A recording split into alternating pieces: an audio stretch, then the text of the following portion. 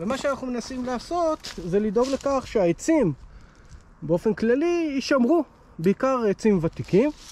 לאחרונה נפתחה עצומה לשמור על יער סירקין, והחלטתי לבוא ולראות מה יש בעצם בבסיס המפונה סירקין. ומה אני אגיד לכם, כפי שזה יפה, כך זה מעורר דאגה. אפשר לראות שם בניין שהוא נמצא לשימור, אבל בניגוד לחוק העצים שנמצאים כאן אינם מוגנים.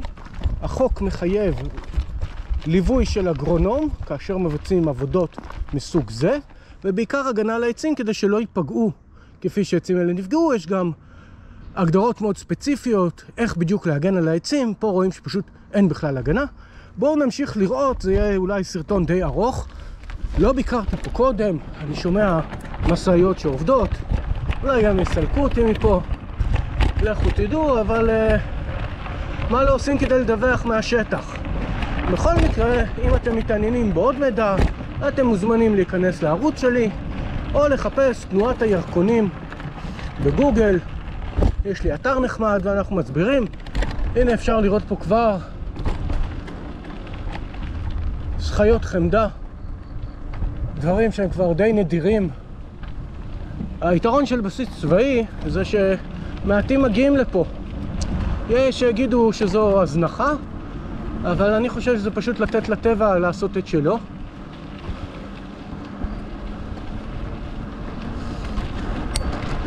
אני בטוח שבאזור הזה יש המון המון המון בעלי חיים, ולא רק דברים קטנים. סביר להניח גם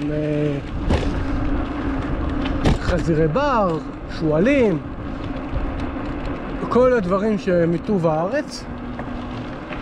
בהמשך אני משער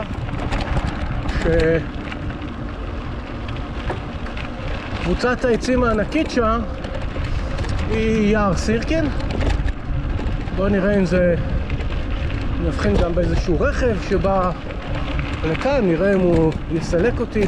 לרוב אין להם סמכות לסלק, לרוב גם רוכבי אופניים לא ממש מעניינים אף אחד. אנחנו יותר ברמה של שקופים. לפעמים זה יתרון, לפעמים זה קצת חיסרון אם המכונית לא רואה אותך. בכל מקרה, בכל מה שנוגע לשוטטות שכזו באזורים כאלו, אז רוכבי אופניים נתפסים כמשהו לא מאיים מדי. מצד ימין כבר אפשר לראות פה את ההריסות.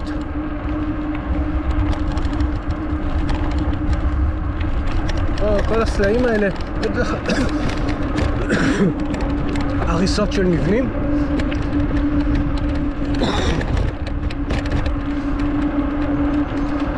הנה יש פה דרך שנראית יותר ראשית. פה יש כלי עבודה בעיצומו של הרס. אני משער שהמתחמים האלה פה כבר חולקו לקבלנים. כל קבלן קיבל את השטח שלו, עומד להתחיל לבנות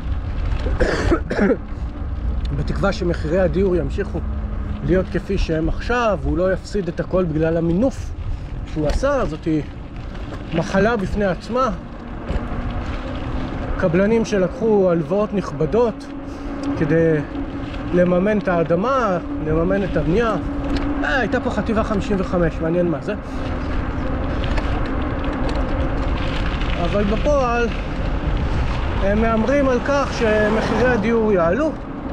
אם מחירי הדיור ירדו, הם ימצאו את עצמם מהר מאוד בחובות, מה שקורה במינוף.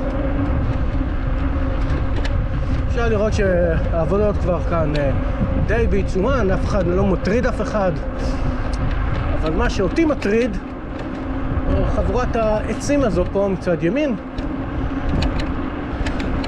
מתצלומי האוויר עולה שזה למעשה האזור העיקרי שבו קיימים עצים, ומעניין אותי לראות על מה מדובר, אילו עצים, כמה יפים. עצים בוגרים הם נכס. הם נכס שניתן לנו מהעבר ואנחנו צריכים להעביר אותו לעתיד. אין לנו זכות לפגוע בהם.